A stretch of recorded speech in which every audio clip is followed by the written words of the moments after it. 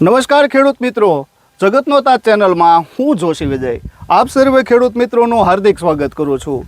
જોવા જઈએ તો હર હંમેશ નવી ખેતી, નવો દિવસ અને નવા ખેતીના તજજ્ઞો સાથે મુલાકાત કરાવી એ તો આપણું કામ છે। આજે મારે તમને એક નવી ખેતી વિશે જાણકારી આપવી છે કે જે ખેતીએ વારસાગત ખેતી છોડી અને સારામાં સારું ઉત્પાદન લઈ ખેડૂતને એક નવી સવાર આપવાનું શરૂ કર્યું છે। ખેડૂત માટે એક નવી પહેલ છે, આપણા માટે પણ એ જાણવું જરૂરી છે।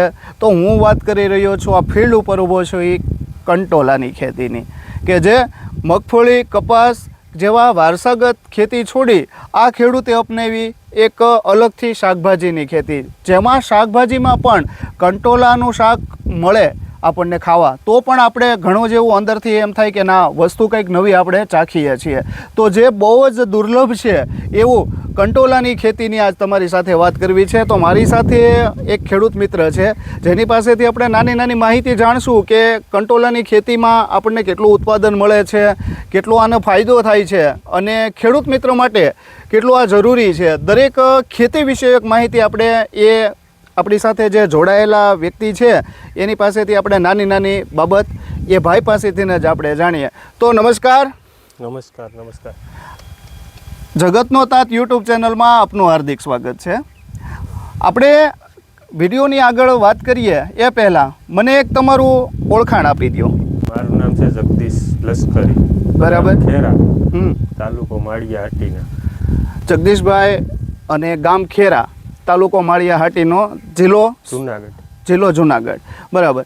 સરવાળે જોવા જઈએ તો બધા જ ખેડૂત મિત્રો જગદીશભાઈ ખેતી અલગ કરતા હોય, જેમાં કપાસની છે, મગફળીની છે, પણ આજે આ ફિલ્ડ ઉપર આવ્યા છીએ, જોઈએ છીએ તો કંઈક નવીન ખેતી છે, કંટોલાની ખેતી। સામાન્ય રીતે કંટોલા એક થોરની જાત જેવું છે કે જે કંટાળાની અંદર વેલામાં થાય છે અને ક્યારેક દુર્લભ શાકભાજી તરીકે આપણે ઓળખી શકીએ છીએ। તો આ કંટોલાની ખેતી સાથે તમે કેટલા સમયથી જોડાયેલા છો? કેટલા સમયથી આ ખેતી કરો છો તમે? ઘણા સમયથી, 1998થી તો યાદ છે મને। 1998થી આ ખેતી તમે કરો છો, બરાબર। તો પ્રથમ અમારા ખેડૂત મિત્રોને જગદીશભાઈ એ જણાવો કે આ ખેતી છે એને શરૂઆત આપણે કયા મહિનામાંનું વાવેતર કરવાનું હોય? આનું વાવેતર થોડુંક જોરથી 20 માર્ચથી 20 એપ્રિલ સુધી વાવેતર યોગ્ય ગણે। 20 માર્ચથી 20 એપ્રિલ સુધી આનું વાવેતર યોગ્ય છે, બરાબર। અને એક વીઘાની અંદર આનો બિયારણ આપણે જોઈતું હોય તો કેટલું જોતું હોય છે આમાં? વીઘે 1 કિલો જેટલું બિયારણ। એક વીઘાની અંદર 1 કિલો જેટલું આપણે આમાં બિયારણ જોઈતું હોય છે, બરાબર। પછી આને વાવેતર કરવાની રીત કઈ રીતના હોય? ચોપણ પદ્ધતિ હોય કે 3 ફૂટે બીજ નાખવાના હોય? અમે ઢોરિયા કરીએ, બરાબર। હા, પછી 3-4 ફૂટે બીજ નાખવાના। બીજ નાખવામાં એક પ્રોબ્લેમ તો હોય થોડો, નર ને માદા ઓળખાય નહીં, બરાબર। એટલે નરે નીકળે, માદાય નીકળે, એને લીધે આપણે 3 ફૂટે, નહીતર 5 ફૂટે હોય તો હાલે, બરાબર। એટલે 3 ફૂટે નાખવા પડે। સામાન્ય રીતે 2 છોડ વચ્ચેનું અંતર 3 ફૂટનું આપણે રાખી શકીએ, અને 2 હાર વચ્ચેનું અંતર કેટલું હોય? હાર વચ્ચેનું 30ની જારી અમે પેલા સાહ નાખી દઈએ, બરાબર। પછી એક સાહ મૂકી દેવાનો, અને સામે આ ધોરિયા તમે જોઈ શકો, એમાં ઝીગઝેગ પદ્ધતિથી બિયારણ, બરાબર, 1x1 પદ્ધતિથી, જેથી કરીને થોડોક ફૂટ એકનો વેલો થાય ને પછી એમાં અમે હાઠી લગાવીએ વેલો સડાવવા માટે। ઉતારવાની મજા આવે, રોગ જીવાત ઓછી આવે, હવા ઉજાસ રહે। ઝીગઝેગ પદ્ધતિથી હોય તો એ ઢળી ન જાય, બરાબર। એટલે એક તો પેલું એવું છે કે એક વેલાની જાત છે, તો આપણે આને ટેકાની પદ્ધતિથી આમ વેલો ઉપર આપણે ચડાવીએ। હવે વાત કરી તમે અંદર જંતુનાશકો, આમાં કેવું જીવાતોનો ઉપદ્રવ રહેતો હોય? શરૂઆતમાં લીલી પોપટી, સફેદ માખી, મોલો, મસી, થ્રીપ્સ આવે, એની કાળજી લેવી પડે શરૂઆતમાં, નહીતર વાયરસનો, સફેદ માખીને લીધે વાયરસનો એટેક આવી જાય, બરાબર। વાયરસ અમુક વેલામાં તમે જોઈ શકો આ વાયરસ છે, એ પછી દૂર કરવો બહુ મુસીબત જેવું હોય, શરૂઆતથી જ આની નિયંત્રણ રાખવું પડે આની ઉપર, બરાબર। હવે આમાં નોર્મલી રીતના કઈ દવાઓનો આપણે ઉપયોગ કરતા હોઈએ છીએ?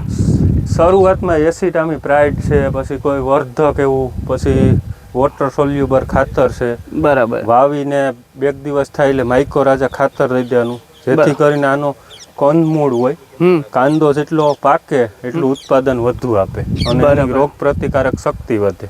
ટૂંકમાં એવું કહેવાનું છે કે આમાં કોઈ ઝાઝી ઇન્સેક્ટિસાઇડ દવાઓ કે ના, કોઈ normal. પેસ્ટિસાઇડનો ઝાઝો ઉપયોગ કરવાનો રહેતો નથી. બરાબર. હવે અમને એ જણાવો કે આ કંટોલાનો 1 વીઘાની અંદર કેટલું ઉત્પાદન મળી શકે આમાંથી? આમાં જો સારો ભાવ હોય વ્યવસ્થિત તો તમને વીઘે 1 લાખ, 1.25 લાખ, 1.5 લાખ સુધીના કંટોલા થાય. 1 વીઘાની અંદર એમાંથી ખર્ચો તમે બાદ કરતા અમારે રોકડીયો પાક, આમ તો આ સાહેબ છે ને અમારે ખેડૂ માટે આ બેસ્ટ છે. ખેડૂને ચોમાસે કંઈ આવક હોય નહીં. આ દર 6 દિવસે એક વખત વીણી હોય. બરાબર. અત્યારે અમારે માર્કેટ રેટ 2300-2400 રૂપિયા છે 20 કિલોના. 2300 થી 2400 રૂપિયા 20 કિલોનો ભાવ મળે છે. બરાબર. અત્યારે આમાંથી અમારે છે 6-7 મણની વીણી થાય 6 દિવસે. 1 વીઘાની અંદરથી 6-7 મણની વીણી અંદરથી નીકળે. બરાબર. જો ભાવ સારા રહે તો 1.5 લાખ આજુબાજુ થાય. પછી એમાં ખર્ચો ને બધું બાદ કરતા 1 લાખ રૂપિયા જેવું વધતું. બરાબર. એટલે ઓલ ઓવર બધો ખર્ચો કાઢતા નેટ પ્રોફિટ 1 વીઘાની કંટોલી જો કોઈ ખેડૂત મિત્ર કરે તો એને કમસે કમ આ રોકડિયા પાકમાં 1 લાખ રૂપિયાની આજુબાજુનો વધારો આપણને પ્રોફિટ મળે ખરો. તો બીજા જે વારસાગત પાકો છે જેવા કે મગફળી છે, કપાસ છે, સિંગ છે, તુવેર, દિવેલા, સોયાબીન, તો એની કરતાં આ પાક કેટલો સરળ જ છે સાહેબ. અમારે તો આવક આવી જાય ચોમાસે, બીજું કઈ આવક હોય નહીં. પછી આ પાક આમ 6 મહિનાનો છે. બરાબર. આ ચાલુ થાય જૂન મહિનામાં. કંટોલી વાવી દીધી હોય આપણે માર્ચમાં. હા. આ શરૂઆત થાય આની વીણીની જૂનમાં. બરાબર છે. જૂન, જુલાઈ, ઓગસ્ટ અને અડધો સપ્ટેમ્બર સુધી ઉત્પાદન આપે. અડધા સપ્ટેમ્બર સુધીના ઉત્પાદન આપે. સૂકા પવન ચાલુ થાય હા. પછી આ નો રહે. બરાબર. સૂકા પવન આના માટે આને અનુકૂળ નથી આ છોડને. એટલે સપ્ટેમ્બર મહિનાના હાફ મહિના સુધી, એટલે કે 15 સપ્ટેમ્બર 16 સપ્ટેમ્બર સુધી આનો ઉતારો આપણે આમાંથી મેળવી શકતા હોઈએ છીએ. અને તમે કીધું એ પ્રમાણે 1 થી 1.5 લાખ રૂપિયા સુધીનું નેટ પ્રોફિટ પણ આમાં યોગ્ય માવજત અને યોગ્ય સમયે જો કરવામાં આવે તો આમાંથી વધે છે. ખૂબ ખૂબ એવો આભાર જગદીશભાઈ તમારો કે અમારા ખેડૂત મિત્રોને એક આ નવી ખેતી છે. સાથે જ મારે એક પૂછવું છે કે આ સ્વાસ્થ્યવર્ધક રીતે પણ આનું એક નામ છે. આયુર્વેદની દ્રષ્ટિએ પણ કંટોલા ખાવા સૌથી શક્તિશાળી શાકભાજી. બરાબર. સૌથી સારું અંદરથી ન્યુટ્રિશન મેળવી શકવા માટે પણ કંટોલા એક આયુર્વેદની દ્રષ્ટિએ પણ સારું છે.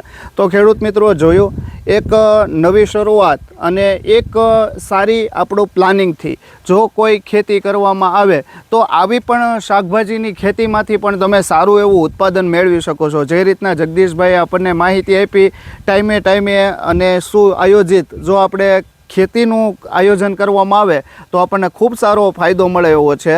તમને પણ આ વિડીયો કેવો લાગ્યો એ જરૂરથી અમારી કોમેન્ટ બોક્સની અંદર તમે જણાવજો.